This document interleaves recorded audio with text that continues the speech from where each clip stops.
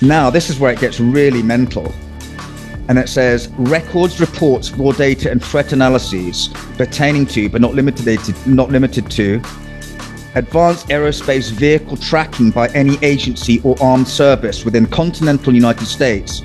All data from low Earth orbit, lunar and Mars. That is mental.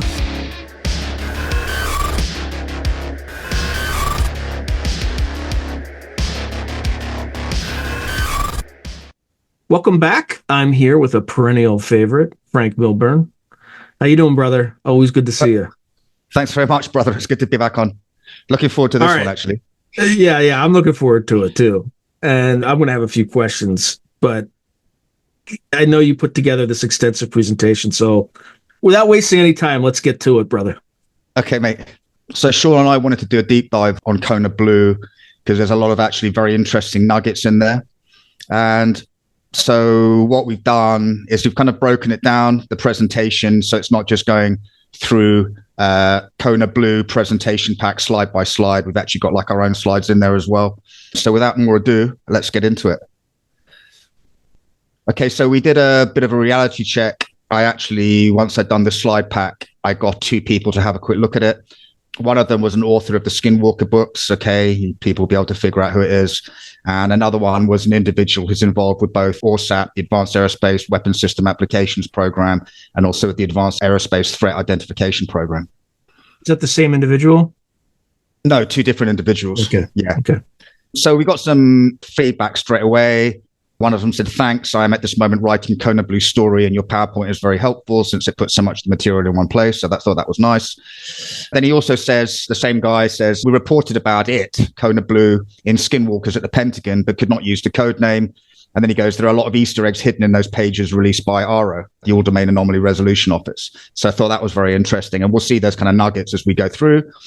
And then the second individual very nicely said to me, on track as always, you're not barking up the wrong tree, because that's really what I wanted to find out, if I were on the right track or not. Mm-hmm. Okay, so previous releases by DHS. You've got Customs and Border Patrol, which is actually one of the agencies that comes under the control of DHS. So last year they released a whole load of videos related to UAP. It's like the rubber duck video, right? Yeah, and also as well the Aguadilla Puerto Rico one, which I should come to in a minute. They also released this paper by some bloke called Franc Milburn. Don't know who he is, but he was on that release. So this was one of the videos that they released. It was the Aguadilla Puerto Rico one, and this actually shows the transmedium bit. So I thought that was very interesting because there've been a lot of debunkers who said, oh, well, it's not basically UAP, but they've said that it is anomalous now. They've released that as an anomalous video. And also as well, there was the extensive report by the Scientific Coalition for UAP Studies, which is excellent and people should have a look at if they haven't done already. Okay, so those are previous releases from DHS via Customs and Border Protection. Okay, so the end of ORSAP was really kind of like part of the genesis of Kona Blue. And there was a very interesting Liberation Times article, and it was saying, Lockheed Martin wanted to divest themselves of some of this kit, and the creators of ORSAP wanted to bring it within like a DIA program, but they weren't allowed to, so that was killed because of bureaucracy. So that was quite interesting there. And then what is Kona Blue? It was recently declassified by Homeland Security.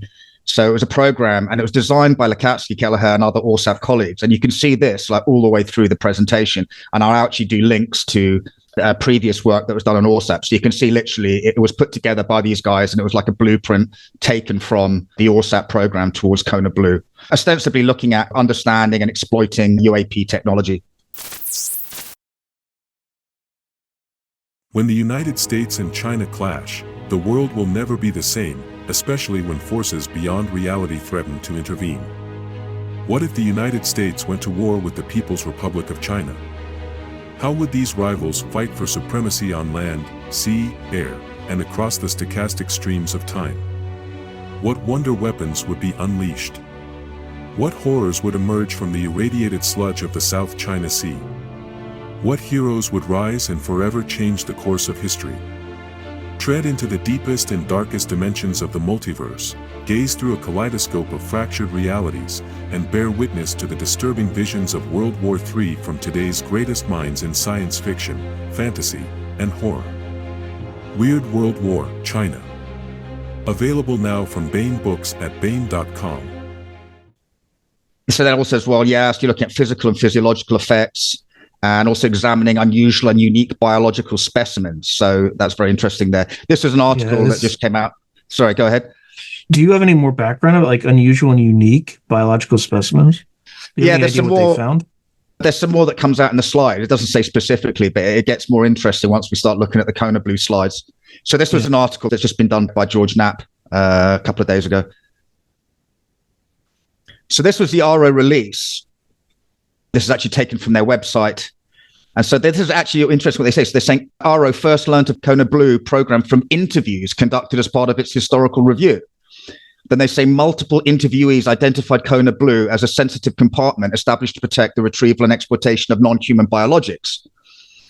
But it was never approved or formally established. Kona Blue never received any materials or funding, and there's no information beyond the proposal presentation marked with the Kona Blue name. Okay, so more on that in a sec. So I asked one of my sources, I said, well, so why was Kona Blue declassified? So it says basically declassified so that AARO could use it to attack witnesses who came forward. So AARO was saying multiple witnesses said they knew about UFO crashes because of Kona Blue. This guy's saying, well, that's rubbish. He goes, because there are only about 10 people in the world who actually knew that code name, Kona Blue. And it was a proposal. It never had a budget, never had a staff, never had facilities, and it never had crash sources or alien bodies. So he's saying no witness told AARO about Kona Blue. Kirkpatrick is a flat out liar. What's your take on AARO? I think 90% chance it's just a counterintelligence operation that is designed to lure in witnesses and then make them sign NDAs or shut them down from disclosure. So I have no animus against Kirkpatrick. Like I think he's just doing what his job is. I just think whoever decided to create a counterintelligence op is probably the person to blame for it. He's just doing his job. So what do you make of it?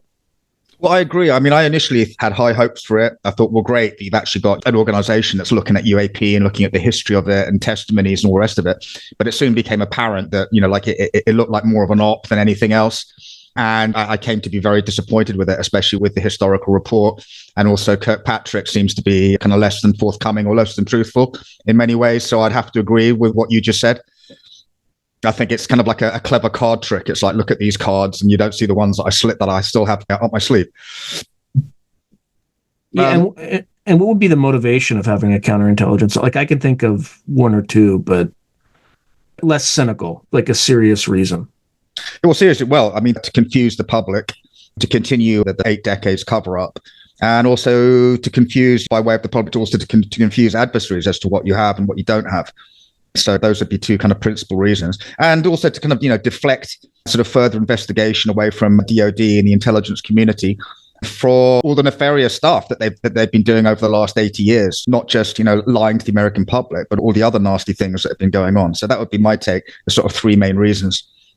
Yeah, another one, and just putting on my red team hat, because I don't agree with AARO doing all this stuff, but the one thing that would give me pause is the moment a lot of these programs come out, they're going to lead to people who were operating in these programs. Not, so the bad ones that we talked about in the past, like the people who intimidate and murder and et cetera. But then there's also going to be people who are directly related to working on these craft that, should their identities be known to the world, the Chinese and the Russians would be all over them. So part of it is to protect people. And I don't want people to kind of cast everything, and I don't, by people, I mean you, Frank, I mean like people watching, cast all of this in like a stark black and white. And again, I'm not trying to be an apologist for AARO. I'm just trying to understand from an analytical standpoint why someone would be motivated to do something like this, that, lying to the American public and covering this stuff up. And that's the only really one reason that I can kind of see, all right, I can sort of see what would possibly motivate the intent of this organization.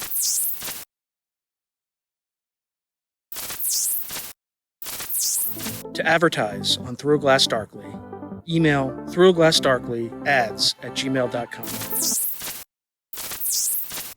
Yeah, no, I mean, I agree with that. I mean, but the whole thing about having, witnesses come forward from AARO and, some of the witnesses had kind of negative experiences with it. It also kind of pulls in, people who might talk and sort of suggests them, well, actually, you shouldn't be talking. But as you say, yeah, also, it's a Venus flytrap. It's a Venus flytrap. Right. Yeah. And as you suggested, to actually, protect people who are still involved in the program, and also people who've been involved in legacy programs and are still alive, because as you suggested, right, you don't want the Russians, the Chinese, or anybody else knowing who they are. So this is a Liberation Times article, which is really more of the same, talking about AARO, using its kind of like deflection. So go to the next slide. So genesis of Kona Blue. ORSAP shut down in December 2010. This comes from Skinwalker's at the Pentagon. So the principals are looking behind ORSAP are looking to house a program at DHS. So Lukatsky, he goes and briefs the senior DHS officials, Department of Homeland Security, in February 2011. So you've got the Undersecretary for Science and Technology there. She's a very, very educated and high-powered lady.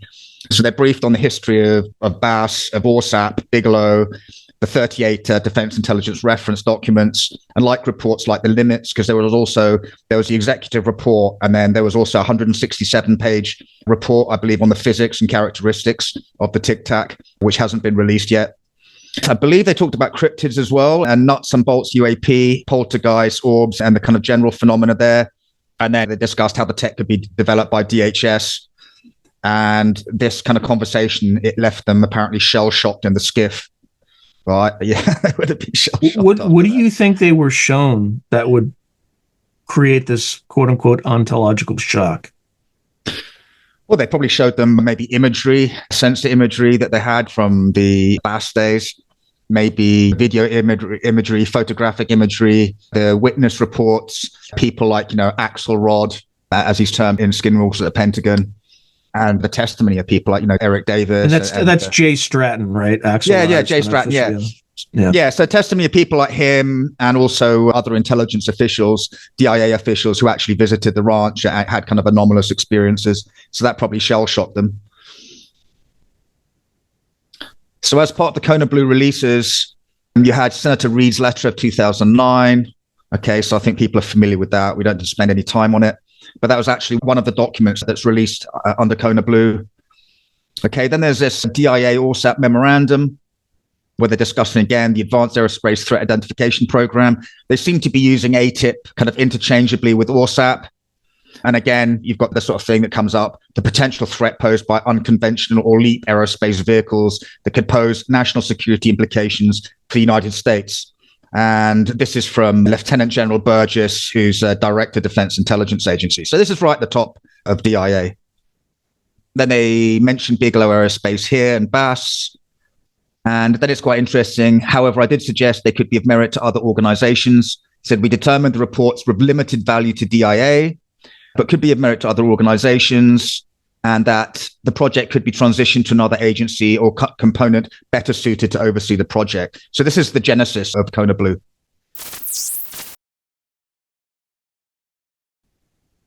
Okay, so here's another one, a memorandum for Tara O'Toole. She's the Undersecretary for Science and Tech at Homeland Security. So this is dated July 11, 2011, and they're talking about establishment of a prospective special access program. Then here they're talking in conjunction with the SAPCO and the Special Access Program Oversight Committee. Okay. So this is another document that was released under Kona Blue. Okay, so here's minutes of a meeting with a whole load of senior people here, including Dr. Tara O'Toole. They're talking about impending transfer of funds to DHS from Senators Reid and Lieberman, who we know were behind ORSAP. Then as well, that's quite an interesting one here. It says they asked why the FBI specifically was not approached to do the program. And they said that it didn't have the capability to do research in this specific area. And then again, they're talking about, affecting the security of the United States, very serious science, and the suggestion that if only a small portion of the research provided results for DHS, it would be worth it. One thing that I think is important to note, just for people watching, is, and this occurred to me this morning. It should have occurred to me much earlier, or just recently. It should have occurred to me much earlier. But the United States military is not legally able to operate in terms of kind of wartime situations, kind of conduct military operations within the continental United States because of the Posse Comitatus Act of 1878.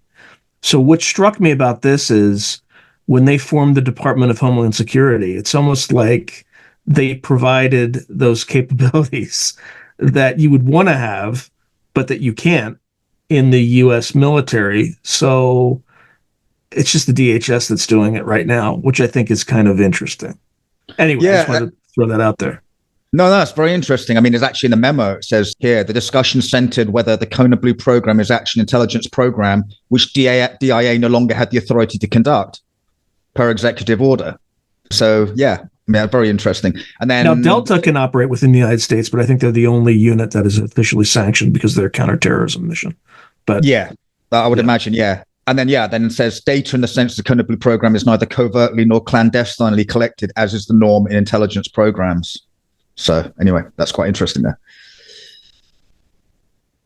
Okay, so then they're talking about here, this again is Kona Blue Doc. They're talking about the background of ATIP or ORSAP, which they're using interchangeably, 12 aerospace related areas, total funding of 22 million, deliverables of 32 research papers, an active searchable database.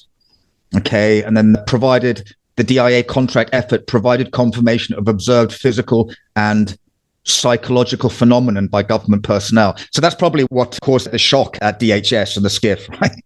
And then again here, Senator Reid, blah, blah, blah, acquire, study, and engineer any advanced technologies associated with the program.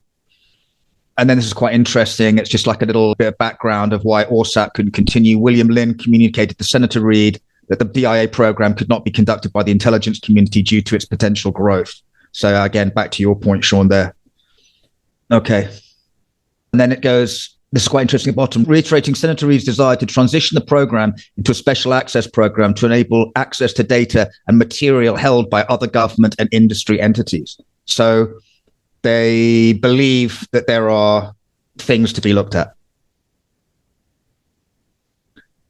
Okay, so this again, it's another memo dated November 28, 2011. So they're talking here again about the contract that Bigelow Aerospace had and ATIP.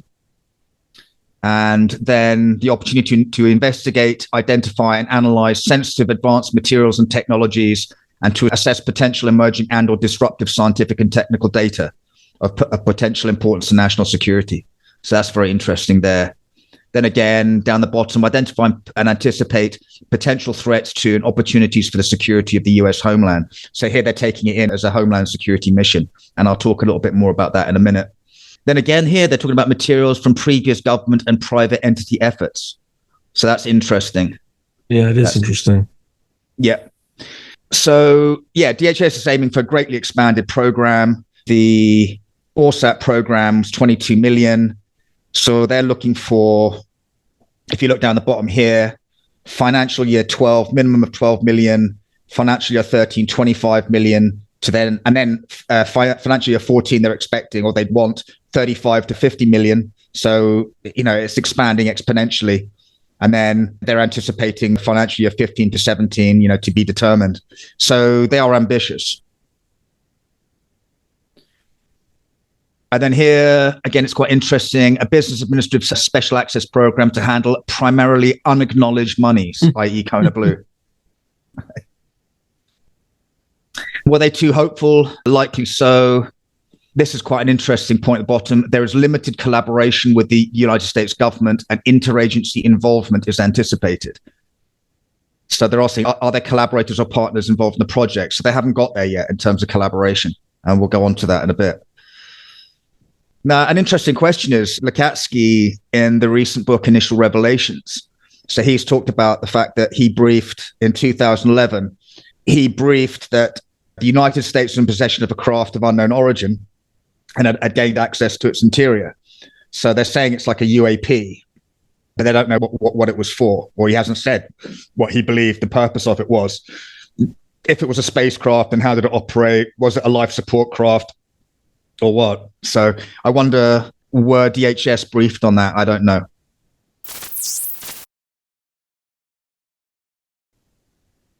So then DHS goes interagency. These two officials, Mover and Bell, They're knocking on doors with the kind of gatekeepers, the secrets, in at least 2 other agencies. Okay, this is according to Skinwalkers at the Pentagon. So they're treated rudely and harshly, but they become convinced that there is this tech and it's like hidden away under government supervision at aerospace contractor facilities. But then DHS, as a kind of organization, so they became hesitant and even fearful of moving forward. And they realized, that they've got game-changing nature of the biggest secret ever kept by the US, but they felt paralyzed. And then there's this interesting kind of supposition that because DHS was like a new government department and it was low on the pecking order, that it wasn't considered worthy of serious consideration by the other ones. And you can see that there'd be kind of like bureaucratic politics at play here. People don't want to just for context, at the time that this was written, DHS was less than a decade old. That's right. Yeah. Right. It was newly formed shortly after 9/11. Yeah. So, and I remember that. Like, I actually, back in 2003, I think I visited DHS as part of an internship at Booz Allen Hamilton at the time. And it was like just getting started up, or just recently established, maybe between 1 to 2 years old. Right. And like they were starving for people. So anyway, just wanted to provide that context.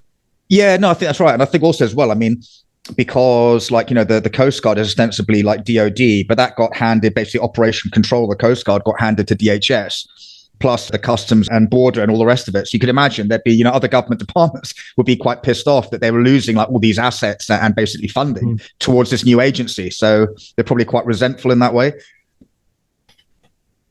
Yeah, I think that's accurate. So the termination of Kona Blue. So the irony is that DHS came to being in response to poor coordination between intelligence and law enforcement organizations in the wake of 9/11.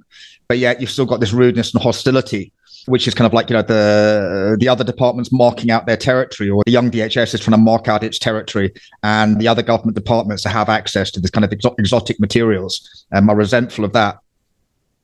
And then this is a very interesting point. November 2011, senior DHS leadership are skeptical of the BAS data, and they think that it might bring disrepute to DHS. So the consensus decision was not to proceed, as it was seen as all the BAS research, the ORSAP project was seen as too fringe. So that's very interesting. Now, what I find very interesting here is this is another Kona Blue document was released. So talking about memorandum for the record, termination of DHS S&T.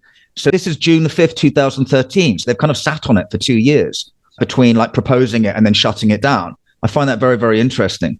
And they give the reasons why below, but I find it interesting that it's kind of sat around in bureaucratic limbo for almost 2 years.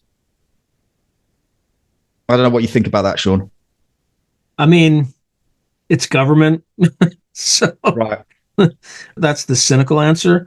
The other possibility is they seriously considered it and were afraid to make a decision, or didn't want to make a hasty decision. They wanted to go through all the ramifications and decide whether or not to bet the farm, and the farm being the Department of Homeland Security, on getting into this anomalous study of what's going on. And I think that given the relative nascence of the organization, right, at this point, based on your prior slide, Department of Homeland Security is just barely over a decade old. And are they really going to dip their hand in something like this early without being fully consolidated? Probably not. And that's probably why the decision fell where it did. Okay, yeah, I'd agree with all of that.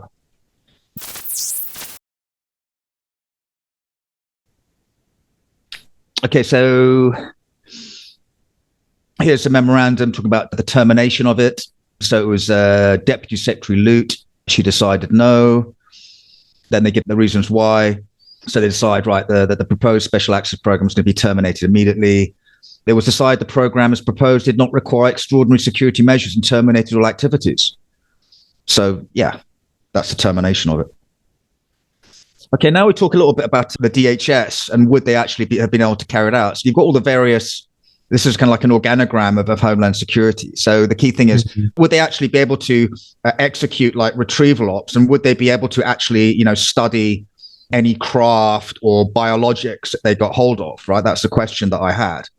And so I did a little bit of research. And actually, if you come down to it, so again, potentially disruptive technologies, impact on homeland security, scientific investigation and technology exploitation, threat analysis, assessment materials, data of unique origin, engineering and purpose, emerging or disruptive materials, blah, blah, blah. Okay, so if you actually examine what they have, this is from the National Defense Authorization Act of 2022. So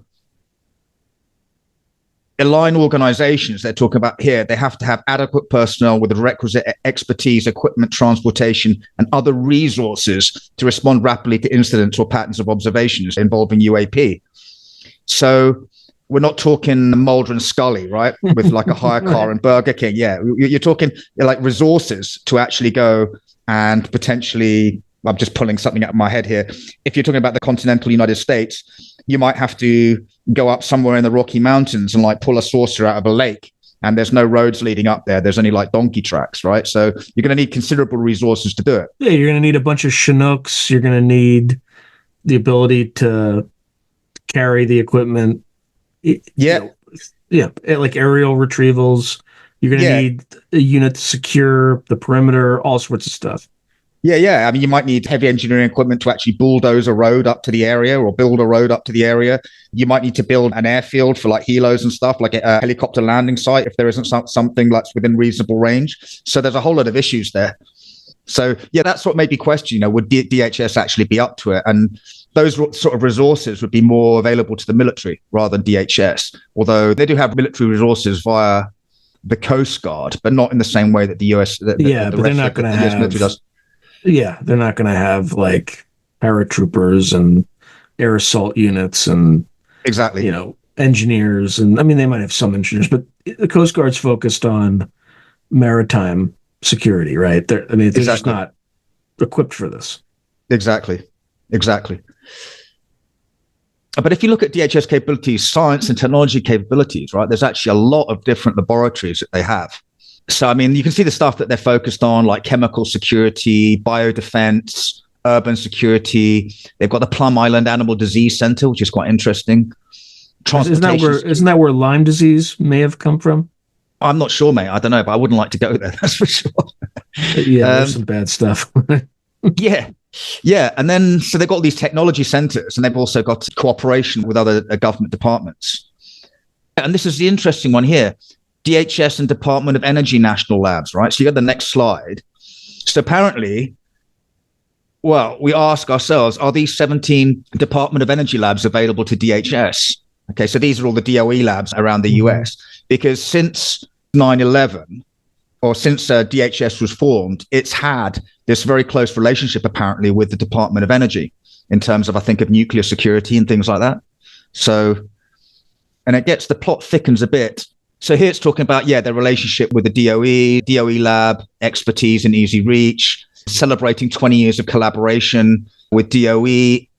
And these are the areas: counter-terrorist, physical security and physical infrastructure, cybersecurity, first responder, securing borders, chemical, biological, and explosive defense. All right. So it doesn't say anything about UAP, obviously, but that's quite interesting. So they've had this very close relationship with the Department of Energy since DHS was formed. But if they're involved in nuclear security, they almost can't avoid being exposed to the high correlation between nuclear sites, nuclear materials, and UAP activity, right? That had to have been something that instantly became apparent once they took over the mission. Very good point. So I looked at this guy, who's the current undersecretary for science and technology. And if you look at his bio, so he used to be a theoretical physicist working at DOE, focusing on emerging technologies. So he worked as Deputy Undersecretary for Artificial Intelligence. And this is the big one. He said, and his other appointment was including Senior Advisor to the Secretary of Energy, Chief Scientist, the National Nuclear Security Administration. So I thought that was a very interesting bio of the guy who's currently at DHS S&T, that he's been formerly in the highest kind of advisory position that you can have at DOE. What do you think? Do you know what his curriculum vitae is, like where he went to school, where he got his PhD? That might you have to look in some. Yeah, you have to look at the page, mate. I mean, if you look up on DHS, look at science and technology, DHS science and technology leadership, and then this guy will come up. But I mean, that's pretty high powered.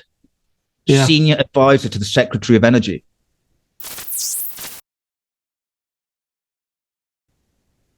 So I just thought that was an interesting one there.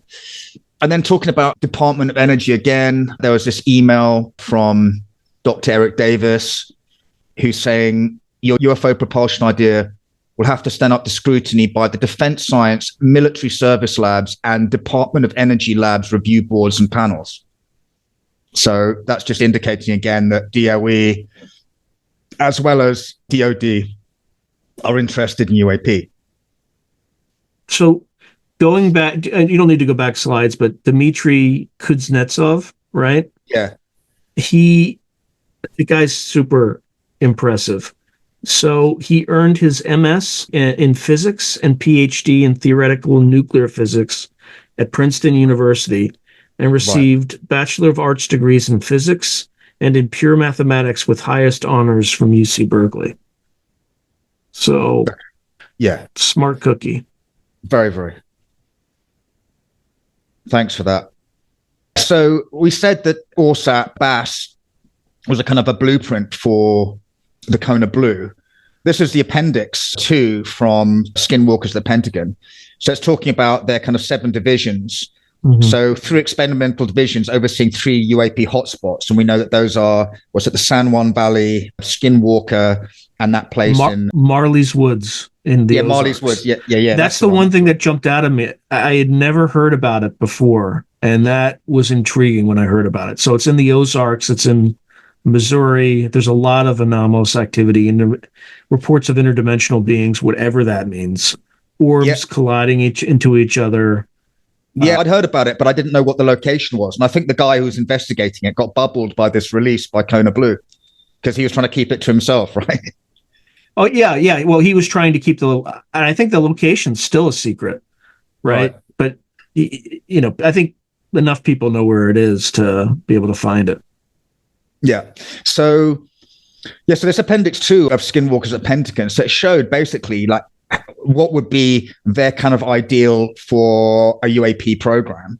And this is basically exactly pretty much what you get from Kona Blue, as we'll see.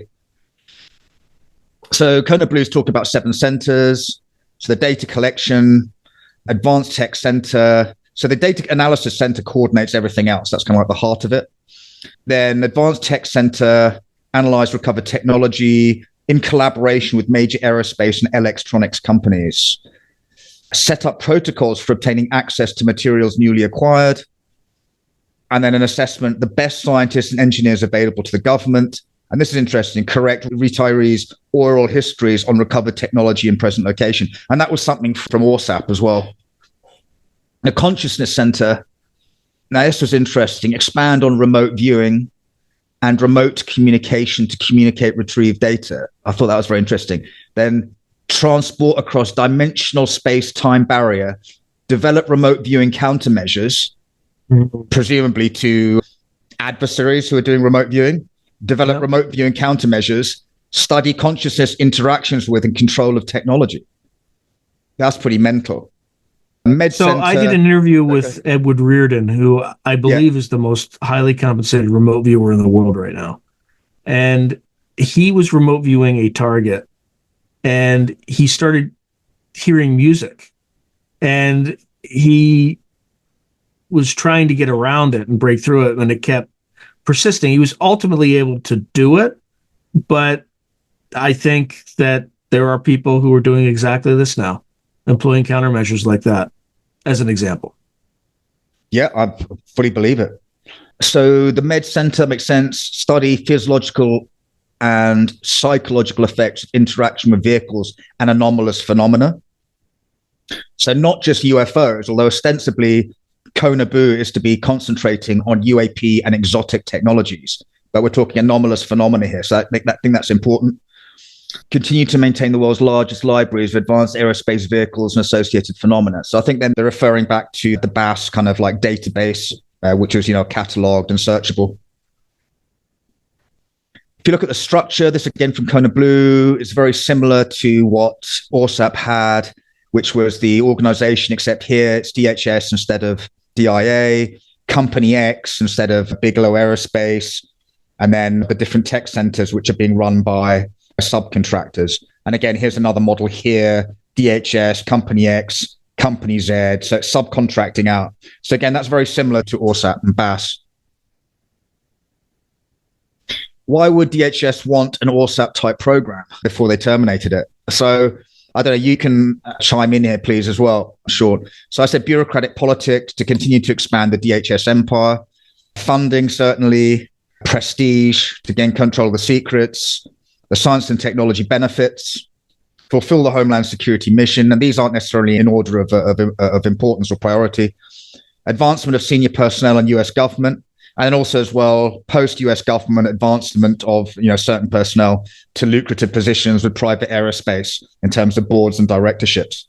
Just wondered if you had any points on that.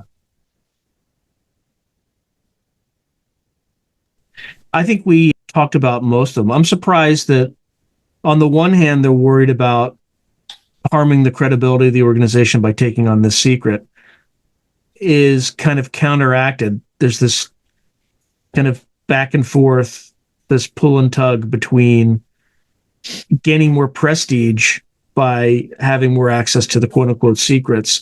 But then on the other hand, worried that their exploration of trying to get to the secrets will harm their credibility because the official narrative is that these secrets are all baloney and, crazy talk. So I think that's very, very interesting. Yeah, me too. I mean, the takeaway that I get from it is initially they think, oh, this is a great idea, let's climb aboard it. And then they're kind of like, oh, shit, once they actually get into it and realize the potential downside of it. That's just my takeaway. Okay, so DHS mission, why are they going to get involved with an ORSAP type program? So I took this off the site. So if you look, I mean, this is the DHS focus, counterterrorism and homeland security threats, right? This is the post 9/11, secure US borders without saying, preparedness and resilience, yes. Secure cyberspace and critical infrastructure, of course, and uphold the economic security and prosperity of the nation. So I think those are fairly self-evident missions for DHS. I'm keep on asking myself, how would ORSAP type program have fitted into its mission? But I guess you'd say like homeland security threats, secure US borders, probably strengthen preparedness and resilience, and I suppose prosperity and economic security. So here, again, entails scientific analysis of observed anomalies, and to identify and anticipate potential threats and opportunities to the US homeland. So they keep on using this word homeland. Assessment of associated unclassified and classified archive data, and physical materials from previous government and private entity efforts. So that's interesting. Again, physical materials from previous government and private entity efforts. And again here, investigate, identify, potentially exploit sensitive advanced aerospace related technology. And this is a counter-intel mission to prevent disclosure of scientific, technical, and engineering data vital to the US. So worth having that in. And you'll notice I haven't put the slides in order. I've kind of put them in order of relevance to what we're talking about. One thing that I want to mention, sure, because I don't know what the intent is, but generally when agencies release this kind of stuff, they black out names. Yeah. Why do you think this was released with these names just kind of fully out and about in the open? Do you think that was intentional? What, the names of the kind of like the senior officials? Yeah, the officials that participated in all these discussions. Well, I think for two reasons. One, because it happened, like back in the day, it was well over a decade ago. And secondly, because it was a proposed program that never became an actual program. That's probably why. So there weren't actually any files created that we know of. There weren't any materials that were collected. There wasn't actually any research done. There wasn't any investigation carried out. So as far as we know, these files are the only ones that we have from Kona Blue, which were, the prospective PowerPoint presentation effectively to us to propose an establishment of a program. But then again, it may be part of the RO effort that they can say, well, look, these people looked at it, nothing happened, there's nothing to see here, move along. What do you think? Yeah. No, I think it's exactly that. I think it just shows that these are real people. You can ask them and they will validate that they looked at this program and decided not to do it because they didn't want to, quote unquote, waste taxpayer dollars. Yeah. Yep. So again, they're repeating the same kind of things: investigate, identify. And again, this is quite interesting as well. They're looking at the funding again, 12 to 25 to 35 to 50 million. So, an ambitious program. And it's just quite interesting as well. I mean, I think you'd expect this. Top secret, Kona Blue, no form, no foreigners, handled via special access channels only. Okay, so they're expecting to go big time, I think, with it.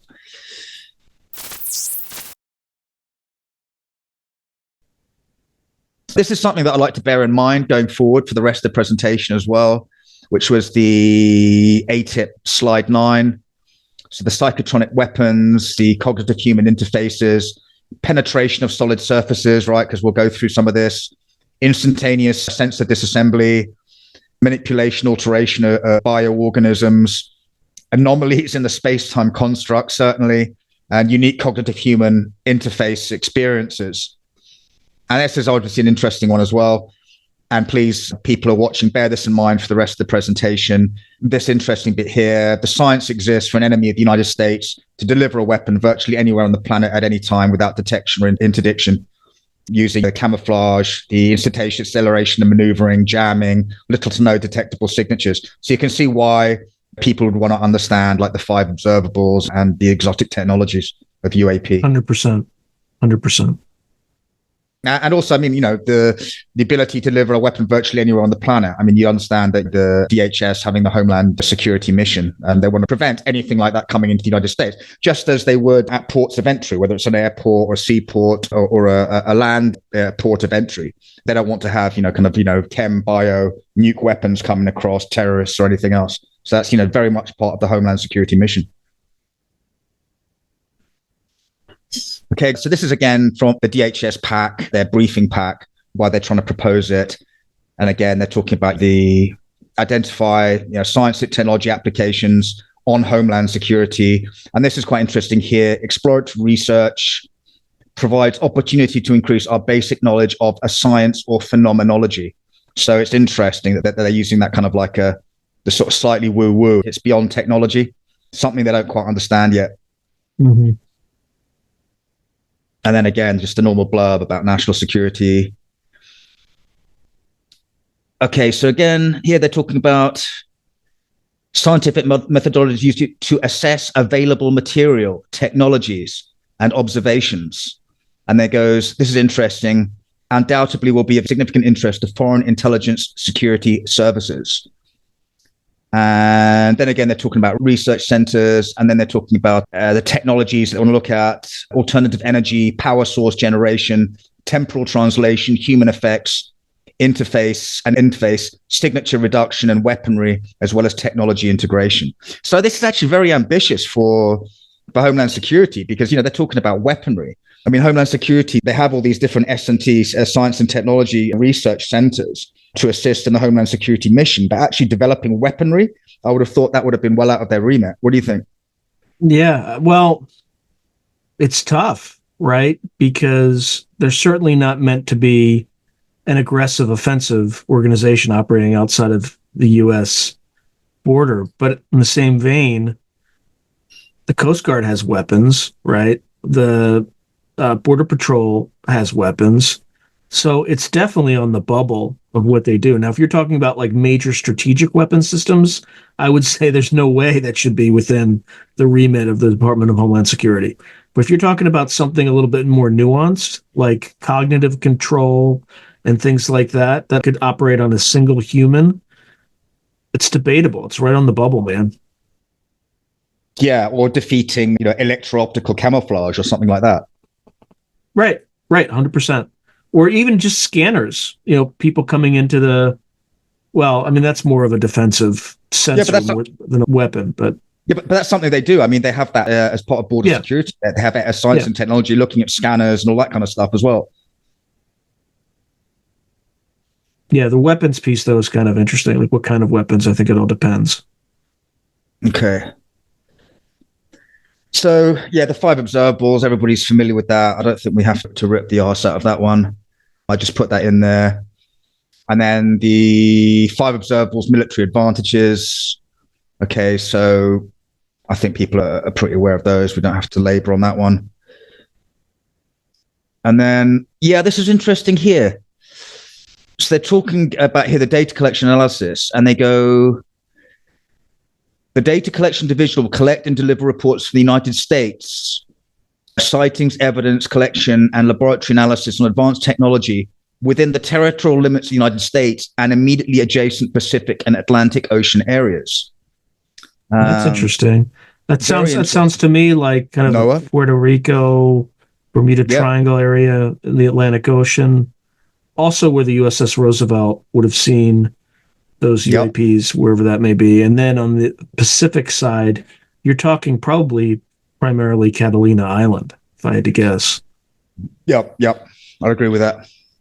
Yeah, and the area where the Nimitz encounters were, and the 2019 encounters as well.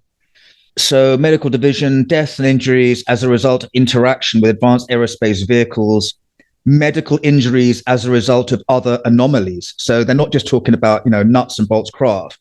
Medical injuries as a result of other anomalies are of interest to them. Collateral injuries, physiological effects to family members, right? So you're talking like the hitchhikers, and we can go into a bit more detail on that. And then this is interesting here. Also just the non-ionizing radiation from a gravitational blue shift, right? Yep. If you're, as these craft are hovering, again, if they exist, but you're going to have, affected by cosmic rays, all sorts of stuff from the gravitational blue shift of a craft hovering. Yep. Yeah. As Dr. Hal Puthoff said in that 2018 presentation, you don't want to be standing near one when it powers up. Then, data analysis, conduct analysis to technical design and prototyping of, this is AAV, that's anomalous aerial vehicle performance, up to advanced theoretical and computational studies of multi-physics problems. So that indicates to me that from what DHS got from ORSAT thus far, they believe that to date, the USA hasn't mastered this. That's my takeaway from that. What do you think? I think that's right. There's other little Easter eggs throughout. Once I see them, I'll point them out, because there's use of language that's very matter of fact that if you're just reading it quickly, you'll miss it, right? So one of the slides in the presentation that was released just casually mentions temporal translation, right? And to the casual observer, that's just gobbledygook. But to me, that means time travel. Exactly. Right? Exactly. It's just it's just a euphemism for time travel. Anyway, sorry, I didn't mean to interrupt. No, not at all, mate. What I found, though, was going through it, because I literally went through it line by line and was literally like using like a marker pen on their slides. I picked up a lot more doing that than I did just reading through it. Anyway. So again, they're talking about the advanced tech threat. They're talking Advanced Technology Center, access recovered advanced technology and any early assessments to determine threat capability and potential countermeasures against the advanced technology. Collect oral histories from already identified sources. They're talking here retired military intelligence and contractor personnel to assist in locating additional recovered advanced technology. So that would indicate again to me they haven't obtained the tech or the craft or other materials yet. 100%. It also means that there's craft that they know where they are, where the locations are, but for whatever reason, maybe difficulty of access, as you said, maybe there's something in the Rocky Mountains, maybe they need to do an archaeological dig somewhere to get something that they sensed under ground surveillance radar, who knows, right? But that suggests that there's materials out there where they know where they are, they just haven't recovered them yet because of the difficulty of doing so. And they need to interview these people to figure out more about their experiences in preliminary attempts to try to recover this technology. Yeah, I'd agree with that, mate. And this is actually one thing here. I think people were confusing remote sensing with remote viewing. I mean, remote sensing. Yeah, is basically that's satellites and aircraft. Yeah, exactly. Satellites, aircraft, drones.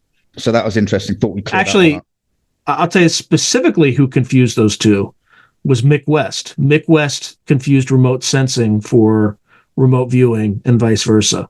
So not to cast any shade against Mick West, because I think he's extraordinarily talented in terms of finding pedestrian explanations for some sightings. And despite what many people think, I think he's one of those people that if you have an anomalous sighting, you want to run it through him to kind of get rid of all the possible pedestrian explanations for something that happens. So you don't hurt your own credibility if you come out in public and say, I saw a UFO. And they're like, no, dude, that's just Starlink satellite. But he does make mistakes. And this is kind of like a very minor mistake that he made. Yeah, I mean, mate, I'd have to disagree with you there, principally because I don't believe that he's out. I mean, I don't want to spend a whole thing talking about him, but I don't think he's out for the truth whatsoever. He's just out to debunk. If you look at all the stuff that's been going on, the wiki skeptics and all the rest of it, it's kind of like 1984 thought control. Anybody who studies UAP, anybody who's looking like a presentation like this is like a kook, tinfoil hat, whatever. I think, you'd be perfectly capable of taking a case to someone like people at SCU who would look for the most prosaic explanations. Right. Rather than, coming at it from a point of let's find out what it is and understand what it is, rather than let's just debunk this and say it's a load of shite. Because that's what I would agree with you on the guerrilla skeptics. I think they're not. They have a clear agenda. With Mick West, I'm not saying everything he does or says is always right. I'm just saying, again, the entirety of my military experience was as wargaming as Russians, like red teaming, right? Yeah. And what I did learn is that by like punching our own forces in the nuts and in the nose made them better.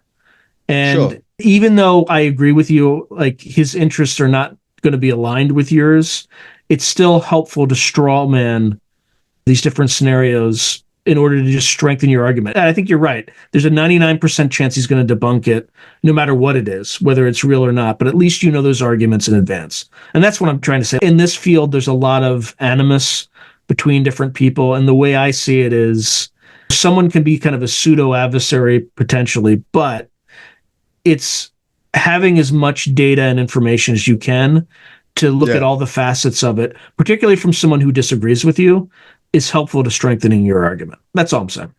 All right, mate. Next one. Yeah. So again, this is interesting. They're talking about data collection. Expand the current data warehouse. So I'm assuming that's the one that they're talking about, the Bigelow Advanced Aerospace Studies, right? Which comprise 11 separate databases with over 200,000 anomalous aerial vehicle reports. Yeah, why do they...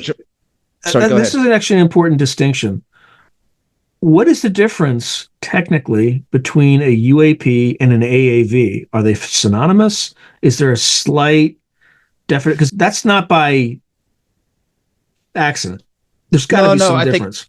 AAV is what they called it originally, anomalous aerial vehicle. Then it became UAP, unidentified aerial phenomena, and then that became anomalous unidentified aerospace phenomena, some people using it, and then it became unidentified anomalous phenomena. Yeah. So AAV is just like an iteration of it.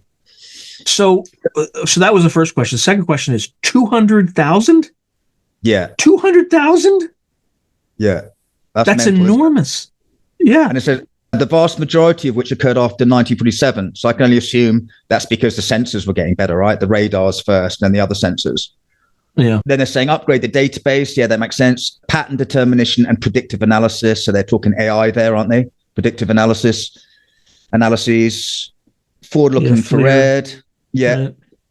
And then this is quite interesting. Laboratory capable of doing physics, chemistry, biology, and engineering, electrical materials, nuclear, etc. analyses. And this is very interesting here. Yes. Sorry, go ahead. Data analytics. Yes, go on, mate.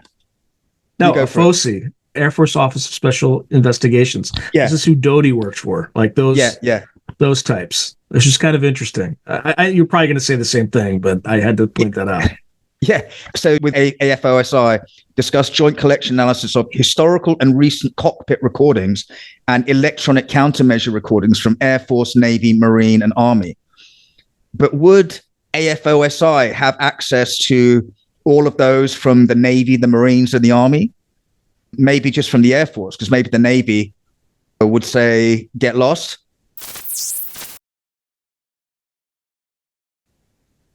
Or maybe they have authorization as part of some deep, dark secret that allows them to have precedence over all the intelligence in all the other military branches to... Maybe because the air defense mission that the Air Force has for the continental United States. Right. These are the people who show up on aircraft carriers and demand the data bricks. Yeah. Yeah, absolutely right. Yeah. And then talking about utilize selected investigations from other professional groups with experience in AAV investigations. So they're not talking MUFON here because they're saying professional groups, right? Not volunteer groups. They're talking other professional groups. So, and then it says this will increase data collection coverage of these events in the United States. So they must be talking other professional groups within the US government or contractors. That makes sense. Yeah, it could be CIA, any number of groups. But again, CIA is not supposed to be operating in the United States. Yeah, even though they have. Yeah, all this fairly self-evident liaison center with law enforcement, rural law enforcement. Yeah, I mean, because if something goes down in a remote area, you're going to want to have like the park rangers on, like whether it's like National Forest or Federal Park Service, because they're the ones who are going to know how to get in there, right? So, yeah, that will make sense. And then it's quite interesting. Federal Aviation Administration current system includes all air traffic control and commercial private aircraft pilots. So that's very interesting there. Now, this is where it gets really mental. And it says records, reports, raw data, and threat analyses pertaining to, but not limited to, advanced aerospace vehicle tracking by any agency or armed service within continental United States, all data from low Earth orbit, Luna and Mars. That is mental. Luna and Mars. I missed that. And Mars? What? Yeah. What? All data from low Earth orbit, Luna and Mars, associated data, both historic and contemporary, from NASA, satellite data on unknown targets from the National Reconnaissance Office, other uncorrelated imagery data from the National Geospatial Intelligence Agency. Yeah, intelligence agency, right. Yeah, and then trajectory tracks of uncorrelated targets from NORAD, Northcom. What's MIT? Lincoln Labs, like Massachusetts Institute of Technology. Yep. And radar track records of uncorrelated targets from FAA and all data historical and contemporary, blah, blah, blah. Here we go. Pertaining to interaction sightings of advanced aerospace vehicles at missile sites, nuclear weapon storage facilities, and at Air Force bases in continental United States. And then, and then the same advanced aerospace technology activity behavior in other countries, particular Canada, Mexico, and the Caribbean. So those are the adjacent areas to the United States. All right, Frank, let's stop it here. And let's continue this in the next episode because it's going to get weirder. It's going to get very much weirder. Yeah. All right. Thank you, everyone, and talk soon, Frank. Cheers, buddy. If you enjoyed today's video, please hit like and subscribe, and also hit the notification button so you can be notified whenever I post new content. Thank you. Now, if you're enjoying the channel and you want to support it, there are several things you can do. In fact, there are 5 things you can do. The first thing you can do is just buy my books. I got plenty of books out in the market right now, and I would prefer that folks buy a book rather than giving me direct support because they get something out of it. They get a real tangible product. The second way you can support me is by becoming a member on YouTube or becoming a patron on Patreon. And just go to either site and it'll explain everything.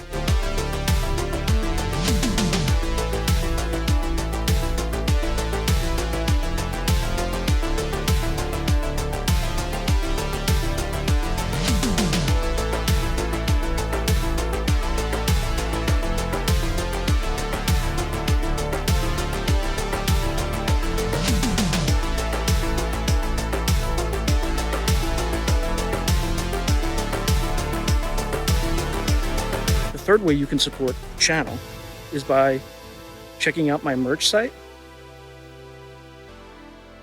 which is here. There's plenty of stuff that you can get to support the channel. And I'd appreciate that you have it and can wear it. Not only do you help support the channel, but you also help promote the channel, and I appreciate that. The fourth way that you can support the channel, and this is really easy, is anytime you want to buy something on Amazon, literally just go to the description below and click on any link, literally any link.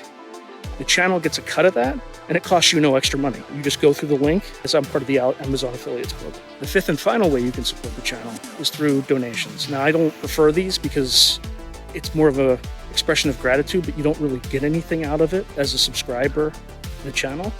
However, if you decide to do these options, there's two options. There's Buy Me a Coffee, which is a separate site. And there's also, you can go through YouTube with either a super chat, super sticker, or a super thanks. Again, I prefer Buy Me a Coffee because that organization takes less money than Amazon does. But either way, I appreciate any support you are willing to give the channel. So thank you very much and keep watching. I really appreciate it.